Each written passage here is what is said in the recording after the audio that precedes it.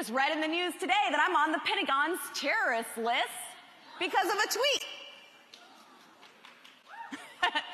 Thank you. Lauren Boebert announced recently that she believes she is on the Pentagon's terrorist watch list, and I'm not sure if she was holding for applause here, but clearly she is using this unconfirmed piece of information as a badge of honor. Thank you.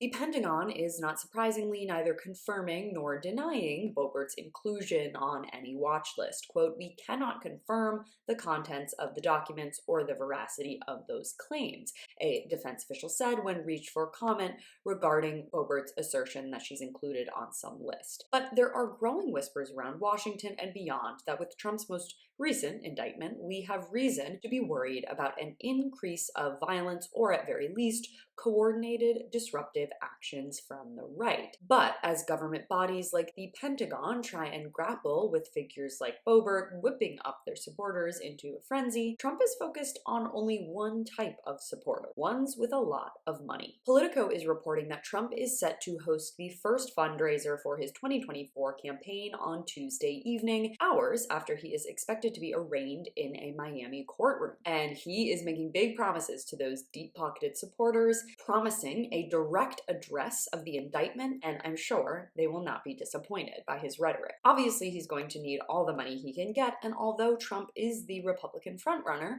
Ron DeSantis is rivaling him in terms of campaign funding and wealthy donorship. DeSantis' war chest is so deep that Politico reported that Trump himself is, quote, working the phones to, quote, woo political bundlers and contributors. He is so busy on the phones with wealthy donors that it's growing increasingly clear that other MAGA members of Congress are stepping in to talk directly to supporters to organize what might be a mass response to the indictments. Here's Rachel Maddow breaking down some of the more suspicious threats found on Twitter. We've certainly seen already in pro-Trump message boards and things online, we've seen people definitely calling for violence. We saw some of that after his first indictment as well. But we've also seen a couple of things from Republican members of Congress. What's on the screen right here is from Republican Congressman Clay Higgins of Louisiana.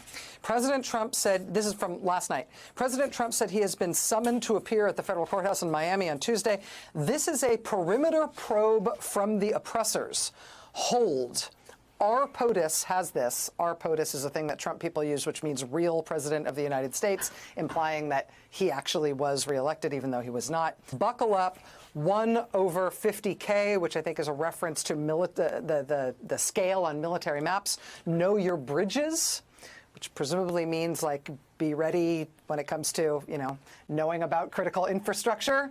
Rock steady calm, that is all. We will obviously just have to wait and see how this unprecedented indictment plays out, both by Trump himself and his legion of supporters. But one thing that's clear that perhaps wasn't on January 6th is that his supporters and the congressmen and women whipping them up into frenzies are no longer waiting on Trump himself to dictate when and how to lash out. Thanks so much for watching. You can follow me on all platforms at Caro Johnson 917.